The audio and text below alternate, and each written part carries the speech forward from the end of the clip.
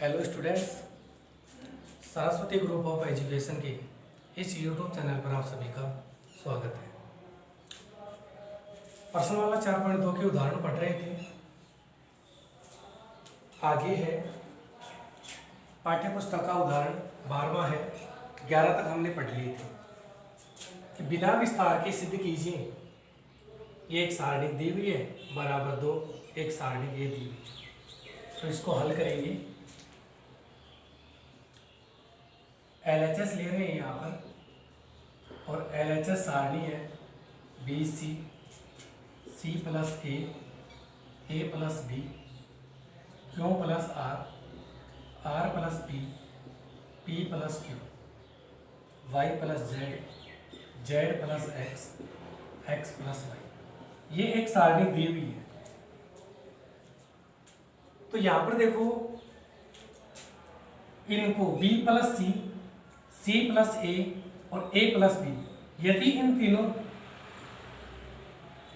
का योग करें तो 2 तो A बन जाएंगे, 2 B बन जाएंगे और 2 C बन जाएंगे। तो C1 जो स्तंभ है, इस C1 स्तंभ में C1 plus C2 plus C3 से ये संक्रिया लागू करें तो क्या प्राप्त होगी?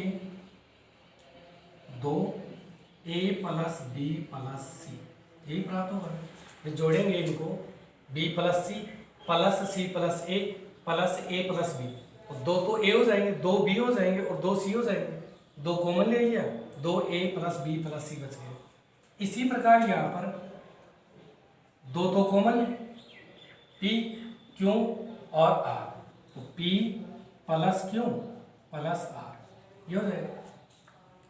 इसी प्रकार यहाँ पर आ जाएगा 2x plus y plus z, और दूसरा कॉलम ये ऐसे कैसे रह जाएगा, a plus b, r plus p, z plus x, p plus q और x प्लस y।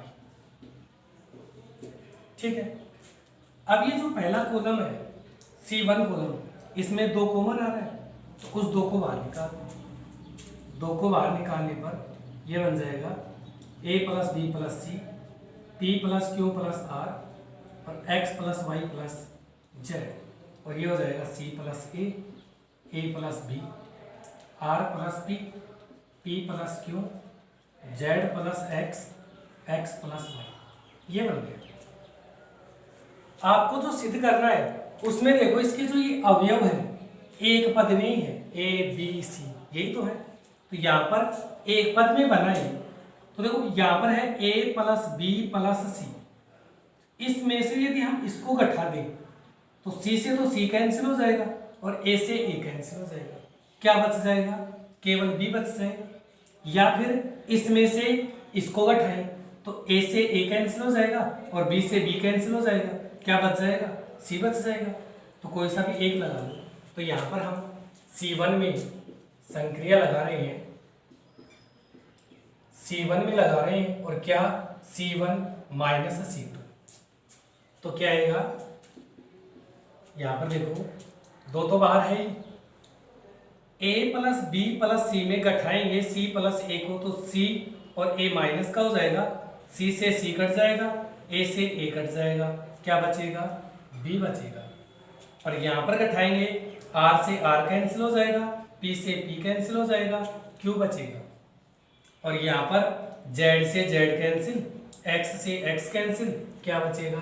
y बचेगा। ये बच गया। दूसरा कॉलम है c plus a, r plus p, z plus x, और ये a plus b, p plus q, x plus y। ये बच गया। एक स्तंभ में तो हमने एक अवयव प्राप्त कर लिया, लेकिन यहाँ पर तो प्रत्येक अवयव भी एक ही पद में है। तो यहाँ पर देखो, अब a प्लस b में यदि हम इस b को घटा दें तो यहाँ पर a बच जाएगा ना, एक पद बच जाएगा। तो संक्रिया क्या लगाई? संक्रिया तीसरे कॉलम में यानी C3 में तो लगा रहे हैं, और क्या लगा रहे हैं? C3 माइनस C1 से। तो क्या आएगा? 2 इंटू, ये तो कॉलम ऐसे कैसे रहेगा, दूसरा c plus a, r plus p, और जेड प्लस एक्स। अब इसमें घटा रहे हैं C3 में, किसको घटा रहे हैं? C1 को। तो B से B तो कैंसिल हो जाएगा, क्या बच जाएगा? A। यहाँ पर Q से Q कैंसिल हो जाएगा, P बच जाएगा। और यहाँ पर Y से Y कैंसिल हो जाएगा, X बच जाएगा। ये आ गया। अब देखो जो दूसरा कॉलम है उसमें दो पद बन रहे हैं, इसमें भी एक ही बनाना है। तो यहाँ पर एक को हटाने के लिए C2 में से C3 को घटा दें, A से A कैंसिल हो जाएगा। तो अब संक्रिया C2 में C2 माइनस C3 से, तो ये आ जाएगा 2 इंटू बी क्यू आर। और जब इसको घटाएंगे C2 में A से A कैंसिल हो जाएगा, C बच जाएगा, P से P कैंसिल हो जाएगा, R बचेगा। और यहाँ पर X से X कैंसिल हो जाएगा, Z बचेगा। और तीसरा कॉलम A P X ये बच गए। प्रत्येक अवयव एक एक हो गए। अब इस क्रम में इसको व्यवस्थित करेंगे। तो यहाँ पर देखो A P X ये कॉलम पहले आ रहा है, ठीक है। तो इन दोनों को बदल देते हैं, C1 और C3 इसको आपस में बदल रहे हैं। तो क्या बनेगा ये? -2। गुणधर्म दो था ना कि दो पंक्तियों या दो स्तंभों को बदलने पर सारणी का चिन्ह बदल जाता है। तो यहाँ पर ये -2। अब इसको बदलेंगे तो A P X बीच का ऐसे कैसे रहेगा, C R Z और B Q R ये आ गया, ठीक है। लेकिन यहाँ पर देखो B दूसरे कॉलम में है, B Q Y, B Q Y यहाँ पर तीसरा है। तो अब दूसरे को और तीसरे को बदलते हैं, C2 को और C3 को, इसको बदल दें। तो यहाँ पर बदलेंगे तो एक बार फिर माइनस आएगा और माइनस क्या हो जाएगा, प्लस का बन जाएगा। 2 इंटू A P X और B Q R और C R Z। बात समझ में आ गई ना? एक बार तो यहाँ पर यहाँ पर C1 और C3 को बदला है इसलिए माइनस आया, लेकिन एक बार फिर यहाँ पर चेंज कर रहे हैं तो दोबारा माइनस बाहर निकलेगा और चिन्ह हो जाएगा प्लस का। ये आपका क्या है, RH ऐसे। आ गई बात समझ में? हल कर सकते हो ना? अगला उदाहरण लेते हैं।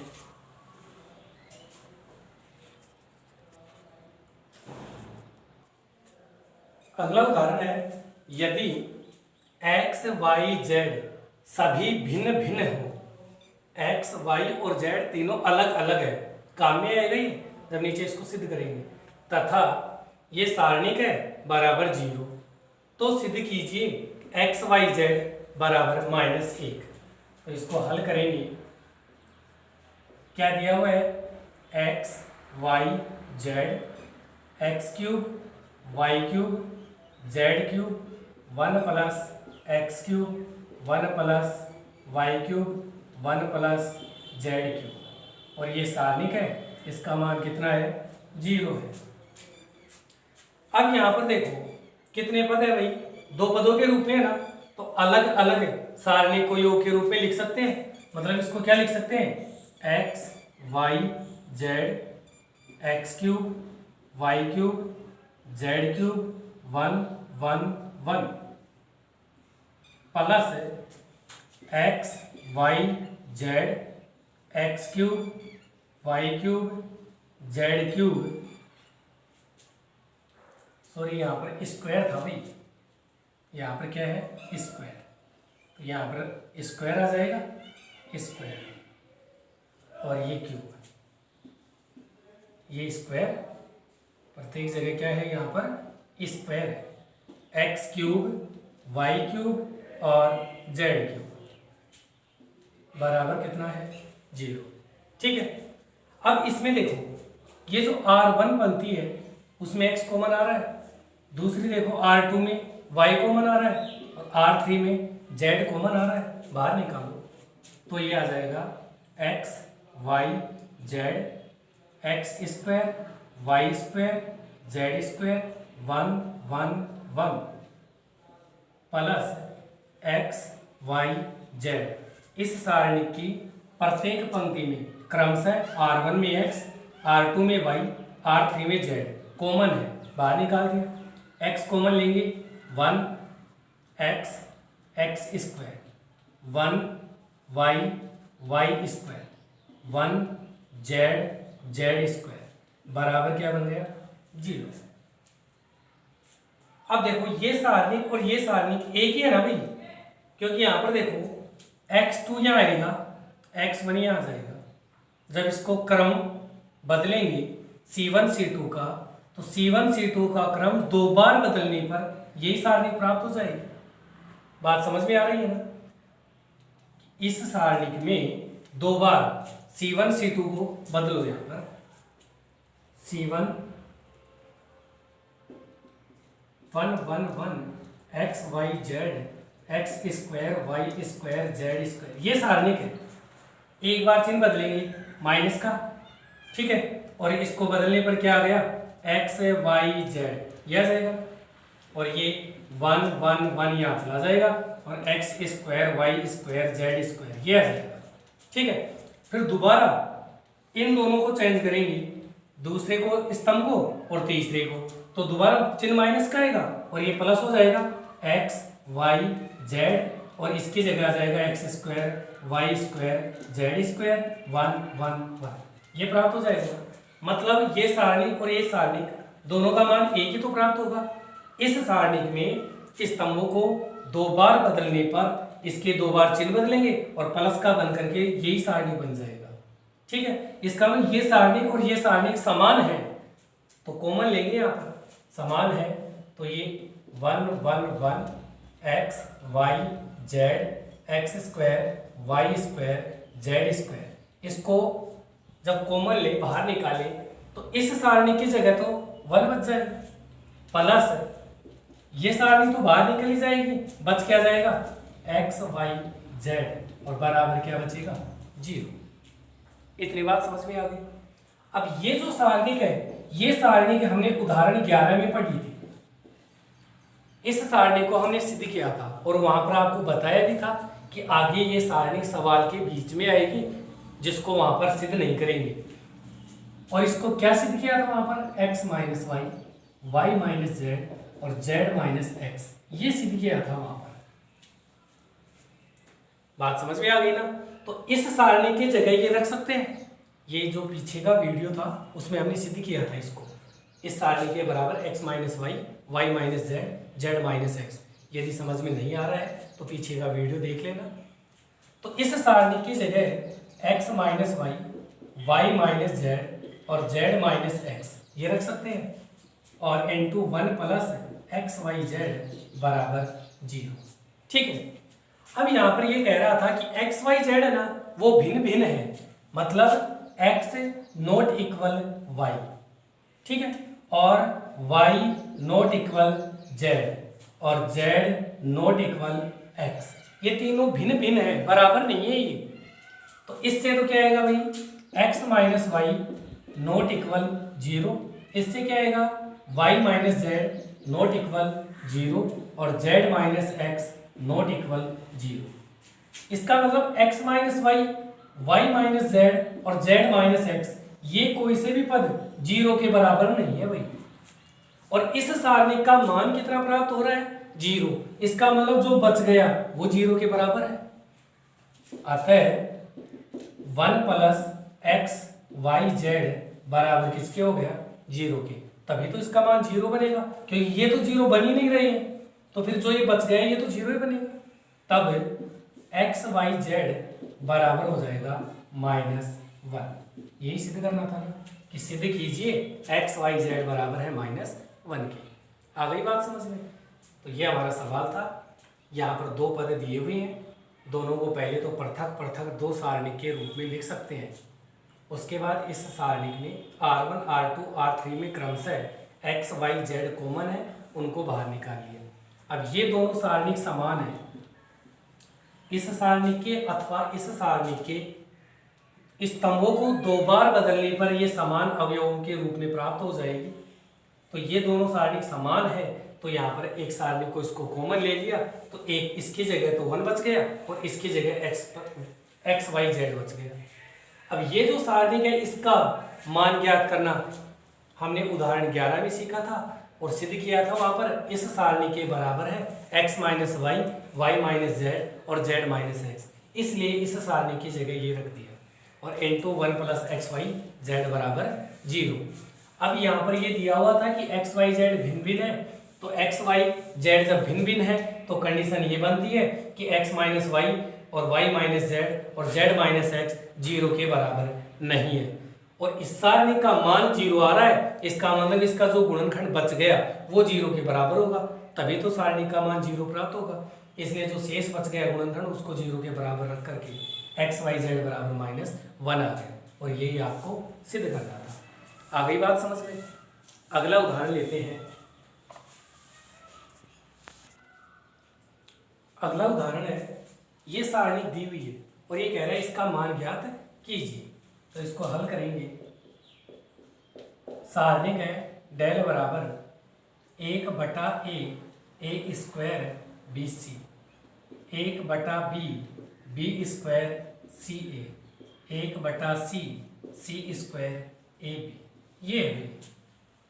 सबसे पहले तो देखो पहली जो पंक्ति है उसमें ये जो बटे में ए है ना, बटे का ए बाहर निकाल रही है, मतलब 1/a ये बाहर निकाल रही है।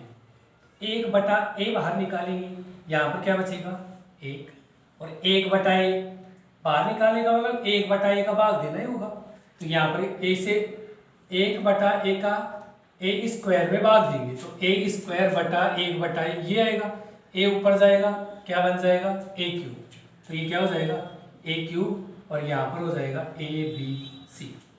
दूसरी पंक्ति में 1/b बाहर निकाल रहे हैं तो ये तो हो जाएगा 1 b क्यूब और a b c। तीसरी पंक्ति में 1/c बाहर निकाल रहे हैं तो ये हो जाएगा 1 c square a b c। यह अब जो ये तीसरा स्तंभ है इसमें देखो सारे a b c हैं, तो a b c को बाहर निकालें तो डेल बराबर a b c बटा a b c, तो ये तो हो गया 1 1 1 a क्यूब b क्यूब और c क्यूब, यहाँ पर क्यूब है, और यहाँ पर a b c जब ये बाहर निकला तो 1 1 1 ये बच गया। और यहाँ पर देखो दो कॉलम है जिनके संगत अवयव क्या है समान है, इसलिए इस सारणी का मान क्या हो गया 0। a b c से a b c कैंसिल हो गया और डेल बराबर यहाँ पर 1 बच गया, 1 गुणा 0 और इसका मान कितना आ गया 0 आ गया। आ गई बात समझ में? अगला उदाहरण है, अगला उदाहरण है उदाहरण नंबर 15। सिद्ध कीजिए ये सारणी है बराबर 2 a b c का क्यूब, तो इसका ये LHS सारणी के लेकर चल रहे हैं। ये a plus b plus 2c c c और a b plus c plus 2a a b b c plus a plus 2b। ये सारणी करनी सिद्ध करना है 2 into a plus b plus c का क्यूब आएगा। तो यहाँ पर देखो यदि इनको जोड़े तो वही 2a 2b 2c यही बनेगा। तो यहाँ पर c1 plus c2 plus c3 संक्रिया से क्या हो जाएगा, जब इसको जोड़ेंगे तो ये बनेगा 2 into a plus b plus c, दूसरे में भी 2 into a plus b plus c और तीसरे में 2 into a plus b plus c। दूसरे स्तंभ के अवयव a b plus c plus 2a और a b b c plus a plus 2b। यह अब यहाँ पर देखो 2 इंटू ए प्लस बी प्लस सी पहले कॉलम में कॉमन आ रहा है, बाहर निकाल दिया। 2 इंटू ए प्लस बी प्लस सी बाहर निकल गया। यहाँ पर तो क्या बच गया 1 1 1 और ये A B plus C plus 2a a और ये B B C plus a plus 2b ये शेष रहे। ठीक है, अब इसको प्रसार करने के लिए पहले किसी पंक्ति अथवा स्तंभ के अवयवों को 0 बना रहे हैं। तो यहाँ पर देखो 1 1 है, तो इस R2 में यदि इस R1 को घटा दे तो 1 - 1 यहाँ पर 0 बन जाएगा। इसी प्रकार R3 में यदि R1 को घटा दे तो 1 - 1 यहाँ पर भी 0 बन जाएगा। तो यहाँ पर दोनों संक्रिया एक साथ लगा रहे हैं। कौन सी? R2 में तो लगा रहे हैं R2 - R1 तथा R3 में लगा रहे हैं R3 - R1 से। तब हमारे सारणिक आएगी ये 2 × A + B + C, ये तो बाहर है। R1 में कोई संक्रिया नहीं है, R1 ऐसी कैसी 1 A B। अब R2 में लगा रहे हैं R2 - R1, तो R2 यही तो है, इसमें -R1 करेंगे तो 1 - 1 कितना हो जाएगा 0। अब इसमें से घटाएंगे A को, तो देखो 2A में से A घट जाएगा तो A + B + C ये शेष रह जाएगा, A + B + C। और इसमें से इसको घटाएंगे B - B, ये क्या हो जाएगा 0। ठीक है। अब R3 में R1 को घटाना है, R3 1 - 1 कितना हो गया 0, फिर A - A कितना हो जाएगा 0। और जब इसमें से घटाएंगे तो वो 2B में से एक B घट जाएगा, A + B + C बच जाएगा, यहाँ पर A + B + C। ये आ गया, बात समझ में आ गई। अब इसमें या तो तीसरी पंक्ति R3 के अनुदिश प्रसार करो क्योंकि इसके दो अवयव 0 है, या फिर पहला जो कॉलम है C1 इसके अनुदिश इसका प्रसार करो क्योंकि इसमें दो अवयव 0 आ गए। ठीक है, तो यहाँ पर C1 के अनुदिश प्रसार कर रहे हैं, के अनुदिश प्रसार करने पर यह आ जाएगा 2 × A + B + C, और प्रसार करेंगे तो ये 1 × इसको छोड़ देंगे बचेगा क्या A + B + C 0 0 A + B + C, ये बच जाएगा -0 पूरा 0 हो जाएगा आगे का, +0 आगे वही पद 0 हो गया, ये बच गया। ठीक है, और जब इसको आगे हल करेंगे तो ये हो जाएगा 2 × A + B + C, और इस सारणी का मान निकालेंगे तो इसका इससे गुणा करेंगे तो ये गुणा हो जाएगा A + B + C का स्क्वायर माइनस इसका इससे गुणा करेंगे 0, और 0 घटाएंगे तो यही बच जाएगा, और इसका मान आ जाएगा 2 × A + B + C, A + B + C का स्क्वायर, और ये बन जाएगा 2 × A + B + C का क्यूब, और ये हमारा क्या है RHS। आ गई बात समझ में? कर सकते हो ना? इस प्रकार संक्रियाओं का प्रयोग करना है, सवालों को हल करना है।